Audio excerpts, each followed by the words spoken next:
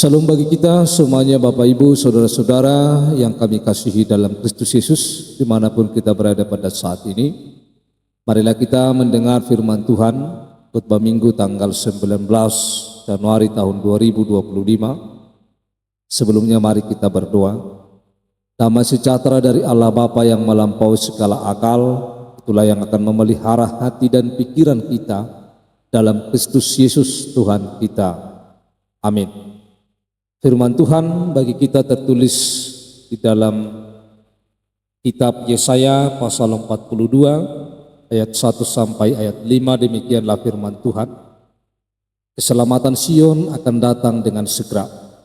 Oleh karena Sion aku tidak dapat berdiam diri, dan oleh karena Yerusalem aku tidak akan tinggal tenang sampai kebenarannya bersinar seperti cahaya dan keselamatannya menyala seperti suluh.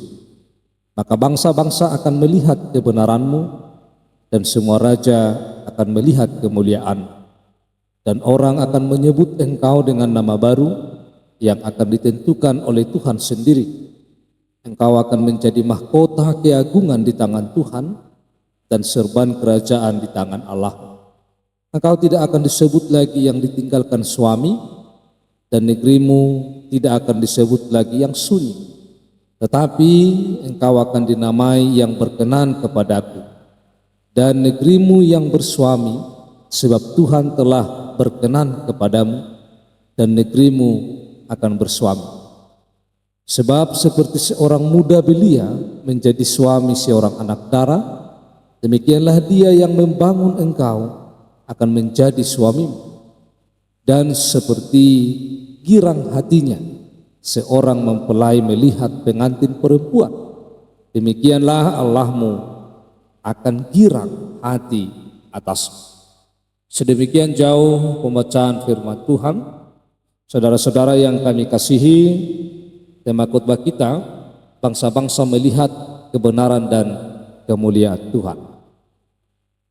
Dalam firman ini, Nabi Yesaya menggunakan gambaran sepasang mempelai yang bergirang atas diri satu sama lain untuk melukiskan sukacita dan kasih Allah atas umat.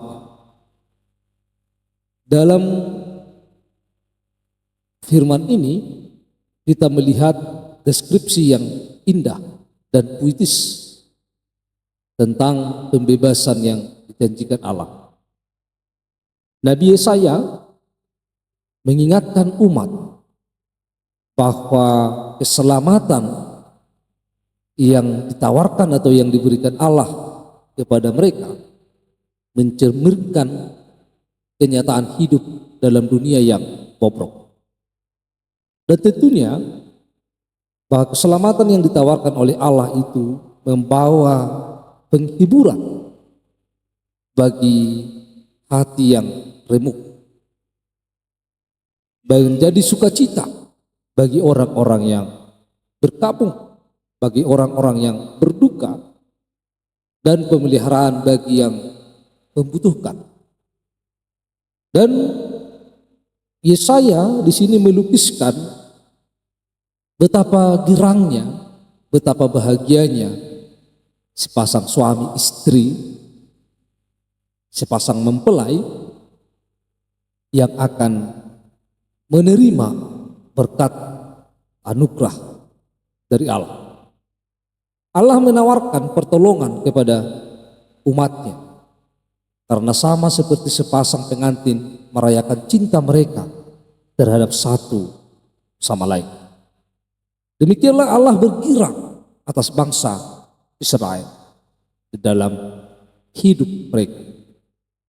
Saudara-saudara, hal ini adalah menjadi hal yang sangat luar biasa, mengetahui bahwa Allah bergirang atas kita dan rindu untuk menjalin relasi, menjalin hubungan dengan kita, dengan manusia. Bahkan ketika menghadapi persoalan dan pergumulan dengan akibat-akibat dari kehidupan kita di dalam dunia yang bobrok ini, dalam manusia yang tidak memiliki moral, kita memiliki Allah yang sungguh luar biasa. Kita memiliki Allah yang senantiasa mengasihi kita. Allah mengasihi kita bukan dengan terpaksa, tetapi Allah mengasihi kita dengan kasih yang abadi, kasih yang setia, yang penuh dengan kegirangan untuk selama-lamanya. Saudara-saudara yang kami kasihi di dalam Kristus Yesus, bahwa firman ini menjadi suatu kegirangan, menjadi suatu penghiburan bagi bangsa Israel, karena Tuhan akan menyelamatkan Sion, menyelamatkan Yerusalem, menyelamatkan semua manusia. Tentu bahwa keselamatan itu yang diberikan Tuhan, bahwa Tuhan tidak akan pernah berhenti di dalam menyelamatkan manusia. Tuhan tidak akan pernah berhenti untuk berkarya dalam setiap kehidupan manusia di tengah-tengah dunia ini.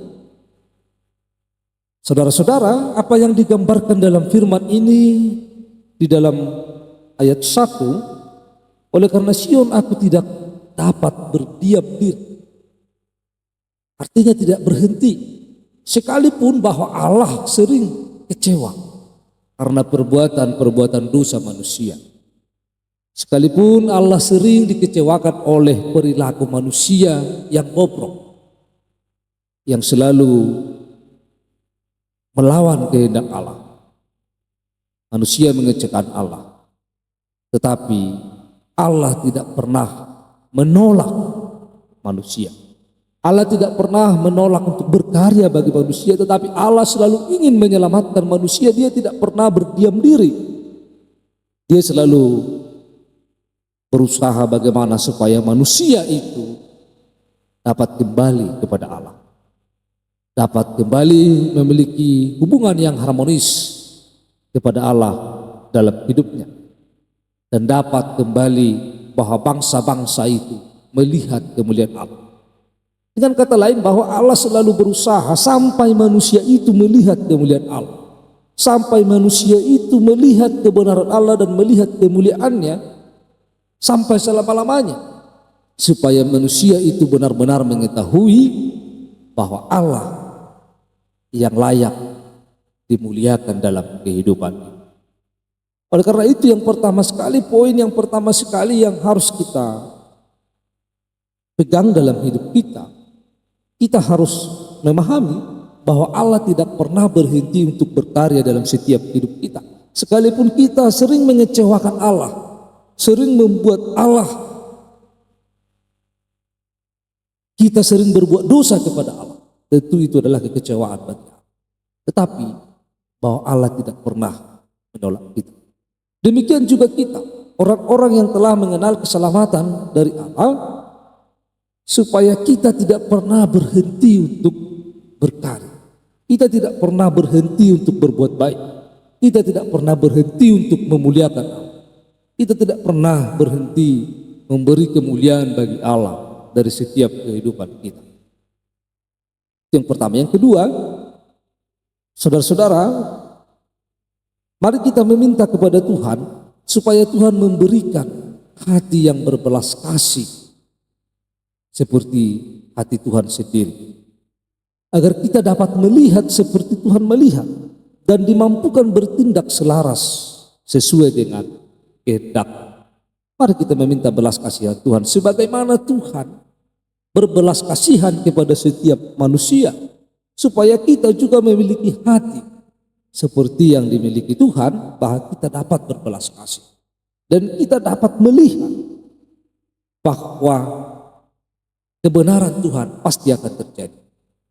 Kemuliaan Tuhan pasti akan terjadi dalam setiap kehidupan kita. Sekalipun bahwa kita berkabung, sekalipun bahwa kita mengalami penderitaan, pergumulan yang berat dalam hidup kita, tetapi mari kita melihat dari setiap kehidupan kita bahwa ada rancangan Tuhan yang baik dalam setiap hidup kita. Oleh karena itulah tema khotbah kita ini, bangsa-bangsa melihat kebenaran dan kemuliaan Tuhan. Itu artinya bahwa Tuhan sendiri yang datang kepada manusia itu, dan Tuhan tidak pernah berhenti dan Tuhan selalu berbelas kasih kepada setiap manusia. Maka diminta dari kita supaya kita juga dapat melihat kemuliaan Allah terjadi atas dunia. Kemuliaan Allah terjadi atas kehidupan kita.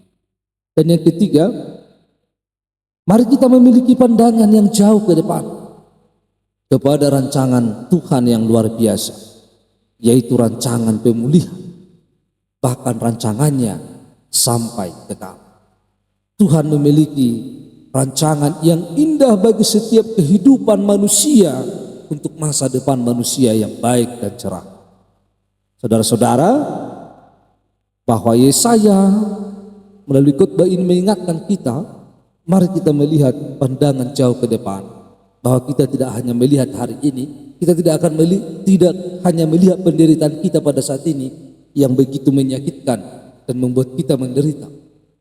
Tetapi mari kita melihat bahwa rancangan Tuhan itu luar biasa untuk membentuk kita menjadi manusia yang melakukan kehendak Allah. Oleh karena itu bahwa bangsa-bangsa sesuai dengan tema khotbah kita ini, bangsa-bangsa melihat kebenaran dan kemuliaan Tuhan. Mari kita dalam hidup kita melihat rancangannya jauh ke depan. Bahwa Tuhan sedang membentuk kita menjadi manusia yang kokoh, menjadi manusia yang tangguh, yang senantiasa melakukan kehendak. Kiranya kita dapat melihat kebenaran Allah dan kemuliaannya dalam setiap kehidupan kita. Amin, kita berdoa. Ya Tuhan Allah Bapa kami yang di surga, kami telah mendengar firman-Mu.